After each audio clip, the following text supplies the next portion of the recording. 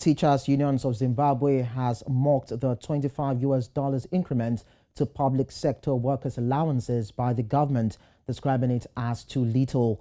In a letter updating public sector workers on Tuesday on the outcome of the National Joint Negotiating Forum Apex Council chairperson, Cecilia Alexander, said the wage increase is with effect from September 1, 2022.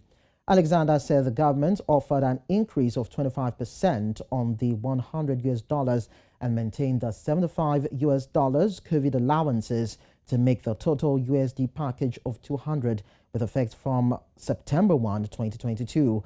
The workers acknowledged the increase but chose to wait for specific modalities on how this is going to be implemented.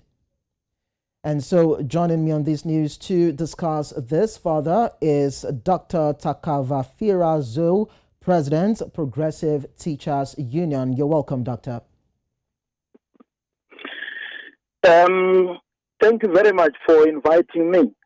All right, now our teachers in Zimbabwe are snubbing the allowance increment by government. Why is that so?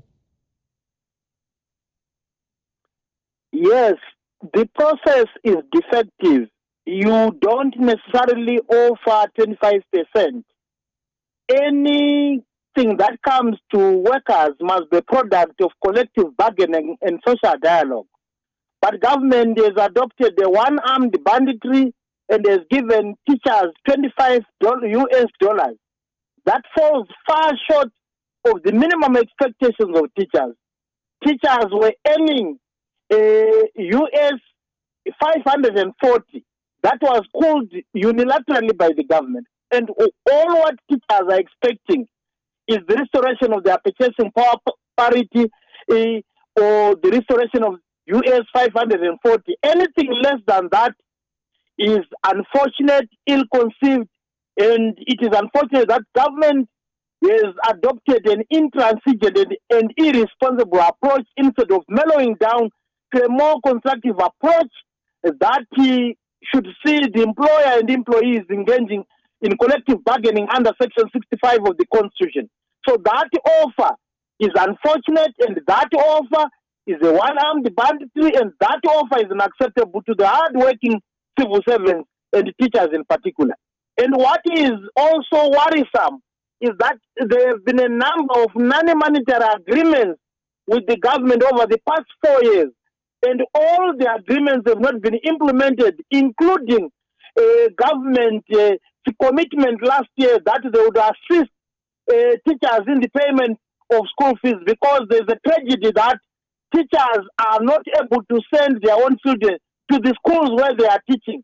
And government committed that it would assist teachers with the payment of fees, and at least every teacher would be assisted with the payment of fees for 3 children. That has not been effected, and we are almost towards the end of the year without any implementation. There are several other non-monetary agreements that have been made, and government has not been honoring.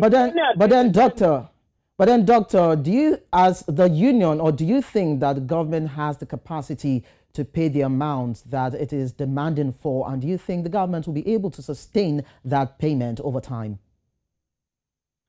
Not necessarily. We are seeing opulence in Zimbabwe.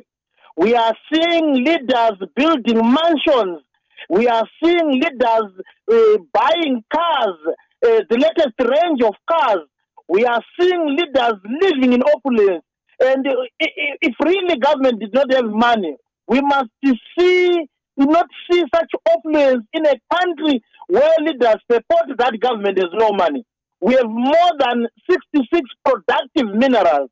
And if those minerals are kept and harnessed properly, we can be able to pay civil servants well above US 540. So that aspect of assuming that there is no money when we see opulence in terms of the families of the leaders, it's unfortunate. Not only that, even when you look at government workers, there are several or serious discrepancies among workers.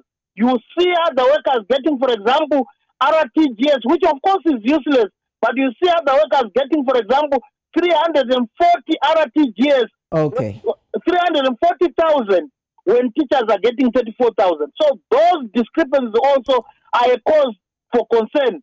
All right. If you ask government, then the government claims that it's presidential prerogative. What type of presidential prerogative would you ensure that there are disparities in terms of paying civil service? All right, thank you so much. Thank you so much, Dr. Zhou. We will not be able to accommodate you more than that, but definitely we'll bring you on to have you air your views as far as what the teachers union are asking for in Zimbabwe.